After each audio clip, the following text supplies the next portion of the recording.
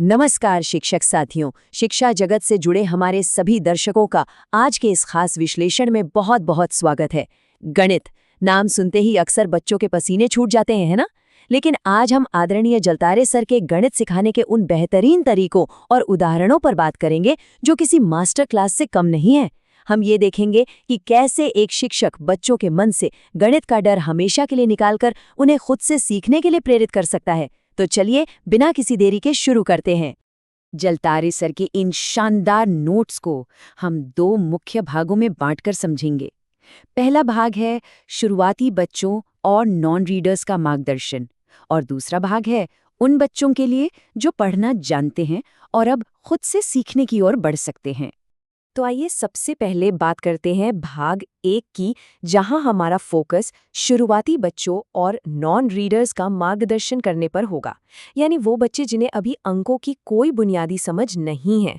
देखिए, जब हम कक्षा 1 के उन बच्चों की बात करते हैं जो अभी पढ़ना नहीं जानते, तो गणित की नींव कैसे रखें? जलतारे सर इसका बहुत ही सीधा और असरदार तरीका बताते हैं। ठोस वस्तुओं का इस्तेमाल। सीधे किताबों पर जाने के बजाय बच्चों को कंकड़ और पत्थर जैसी चीजें दीजिए जिन्हें वो छू सकें, महसूस कर सकें। इसके अलावा उन चीजों का इस्तेमाल कीजिए जिन्हें बच्चे पहले से जानते हैं, जैसे रोजमर्रा के नोट और सिक्के। जब हम इन सिक्कों और नोटों के आधार पर कक्षा में गतिविधियां कराते हैं तो बच्चे तुरंत जुड़ जाते हैं। अब रटने रटाने से तो काम चलेगा नहीं। जलतारे सर एक बहुत ही दिलचस्प उदाहरण देते हैं। जरा सोचिए, अगर हम बच्चों से पूछें, इन सिक्कों को छोटा अथवा आधा करके कौन दिखा सकता है? कितना शानदार सवाल है ये। इस तरह की चर्चा से बच्चे सिर्फ सुनते नहीं हैं, बल्कि उनका दिमाग दौड़ने लगता है और वे गहराई से सोचना शुरू कर देते हैं। ये तरीका एक बहुत ही मजबूत पुल का काम करता है। एक तरफ हमारे पास प्राकृतिक और ठोस वस्तुएं हैं, जैसे कंकड़ पत्थर, जो एकदम बुनियादी गिनती सिखाने के लिए परफेक्ट हैं, और दूसरी तरफ हैं हमारे परिचित नोट और सिक्के, जिनसे हम बच्चों को व्यावहारिक गणित समझा सकते हैं। इन दोनों को मिलाकर जब हम सिखाते हैं ना, तो बच्चों की जो शुरुआती संख्यात्मक समझ बनती है, वो कमाल की होती है। अब इन ठोस वस्तुओं की समझ बन गई, तो आगे क्या? जलतारे सर कहते हैं कि पढ़ाई को सिर्फ क्लासरूम या किताब तक सीमित मत रखिए। क्यों न एक दुकान का खेल खेला जाए? जी हाँ, दुकान। और इसी के साथ FLN मेला, यानी फाउंडेशनल लिटरेसी एंड न्यूमरेसी मेला के कॉन्सेप्ट को भी जोड़ा जा सकता है। इससे बच्चे खेल खेल में पूरी तरह से संख्याओं की अवधारणा को आत्मसात कर लेते हैं। तो इस पहले भाग का मूल मंत्र क्या निकला? मूल मंत्र ये है कि हमें लगातार ऐसा माहौल और ऐसी परिस्थितियां बनानी होंगी जहां बच्चे किसी दबाव में नहीं, बल्कि स्वाभाविक रूप से अपनी ही मर्जी से आगे सीखते रहें। यही हमारी असली जीत है। अब आगे बढ़ते हैं भाग 2 की तरफ। यहाँ हम देखेंगे कि पढ़ने वाले बच्चों के लिए उन्नत स्व शिक्षण कैसे काम करता है, यानी कक्षा 3 या उसके आसपास के बच्चों को पाठ्यपुस्तकों और आत्मनिर्भरता की ओर कैसे ले जाया जाए। इस दूसरे चरण की शुरुआत होती है एक बेहद ही जरूरी चीज से, और वो है शिक्षक का खुद पर और अपने बच्चों पर अटूट विश्वास। जी हाँ, ये मानना सबसे अहम है कि हमारे बच्चे खुद से गणित हल कर सकते हैं। शुरुआत एकदम बेसिक और आसान सवालों से कीजिए। जब हमारा ये विश्वास पक्का होगा, तो यकीन मानिए वही आत्मविश्वास बच्चों में भी झलकेगा। जैसे ही बच्चे इन बेसिक सवालों के साथ एक लय पकड़ लेते हैं, हमें उन्हें धीरे धीरे पाठ्य पुस्तकों की तरफ मोड़ना है।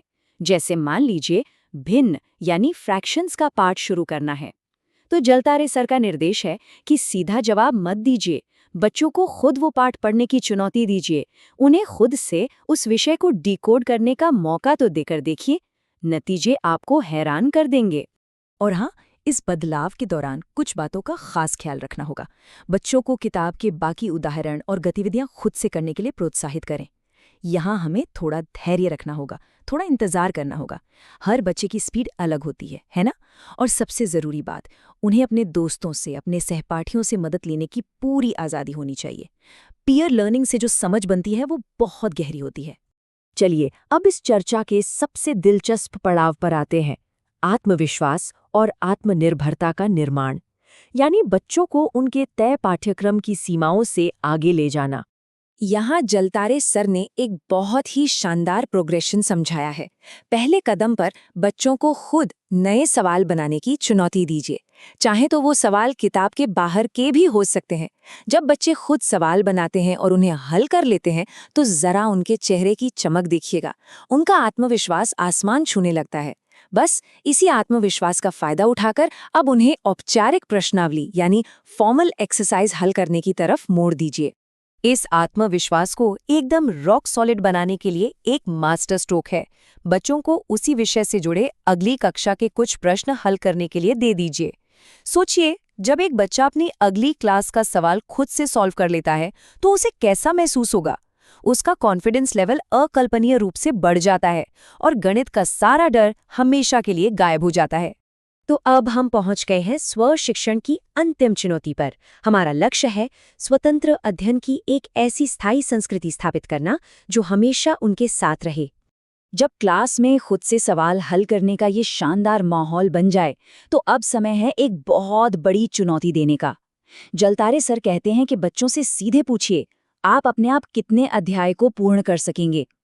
ये सिर्फ एक सवाल नहीं है, ये बच्चों को जीवन भर के लिए एक स्वतंत्र लर्नर यानी इंडिपेंडेंट लर्नर बनाने की एक जबरदस्त तैयारी है। इस अंतिम चुनौती के साथ हम वास्तव में बच्चों को शिक्षा के सबसे ऊंचे शिखर पर पहुंचा देते हैं, जहां वे खुद से सीखना सीख जाते हैं। आदरणीय जलतारे सर के गणित सिखाने के तरीकों ने हमें एक नई दिशा दिखाई है। हमें उम्मीद है कि शिक्षकों के लिए ये चर्चा बहुत ही मददगार साबित होगी। अगर आपको ये विश्लेषण पसंद आया हो तो इसे लाइक जरूर करें और ऐसी ही और शानदार एजुकेशनल चर्चाओं के लिए हमारे चैनल को सब्सक्राइब करना न भूलें। मिलते हैं अगले विषय के साथ।